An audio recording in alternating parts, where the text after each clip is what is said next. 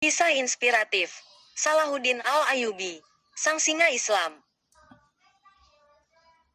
Pada suatu malam di kota Tikrit, Irak, tahun 1137 Masehi, lahirlah seorang bayi dari keluarga Kurdi yang kelak akan menjadi simbol kejayaan Islam, Yusuf bin Ayyub, yang kelak dikenal sebagai Salahuddin Al-Ayyubi. Awal kehidupannya yang rendah hati. Salahuddin tumbuh dalam keluarga militer, tapi ia lebih menyukai ilmu, agama, dan akhlak. Ia dikenal tenang, tidak suka pamer, dan sangat menghormati ulama. Di masa mudanya, ia belajar strategi perang, kepemimpinan, dan juga mendalami Islam. Ketika Islam membutuhkan pahlawan, dunia Islam saat itu sedang terpecah-pecah, dan Yerusalem telah dikuasai tentara salib sejak 1099 Masehi.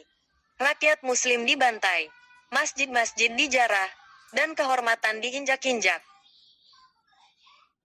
Salahuddin, yang awalnya tidak berniat menjadi pejuang, akhirnya dipanggil takdir.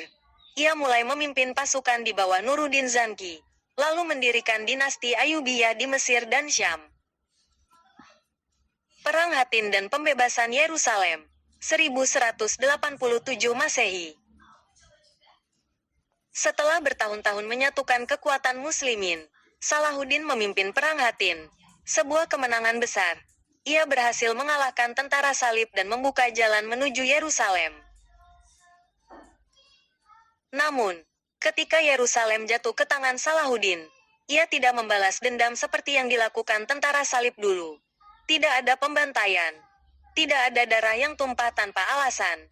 Ia membebaskan para tawanan Kristen, memberi mereka waktu untuk pergi, bahkan menolong yang miskin.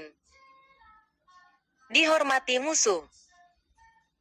Salah satu musuhnya, Raja Richard de Lionheart dari Inggris, bahkan menyebut Salahuddin sebagai pemimpin paling mulia yang pernah aku temui, bahkan lebih dari banyak raja kami sendiri.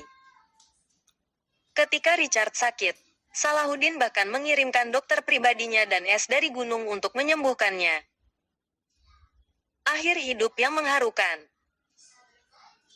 Salahuddin wafat pada tahun 1193 Masehi di Damaskus. Dunia menangisi kepergiannya. Ia tidak meninggalkan istana mewah atau harta, hanya 17 dirham dan 1 kuda perang, karena semua kekayaannya digunakan untuk perjuangan Islam dan rakyat. Ia wafat dengan sedikit sekali harta. Sedangkan beliau adalah seorang raja. Tapi namanya hidup abadi. Sebagai lambang keadilan, keberanian, dan rahmat. Beliau wafat sebagai pendiri dinasti Ayyubiyah dan panglima perang Islam melawan tentara salib, sang pembebas Yerusalem. Perkataan Salahuddin Al-Ayyubi, kemenangan sejati bukan hanya menguasai kota, tapi menguasai hati manusia. Pelajaran dari Salahuddin Al-Ayyubi. 1. Kemenangan sejati lahir dari kesatuan dan iman. 2. Akhlak lebih tinggi daripada senjata. 3. Keadilan dan belas kasih bisa mengalahkan kebencian.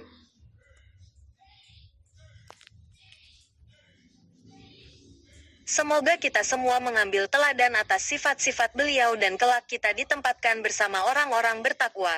Amin amin ya rabbal alamin.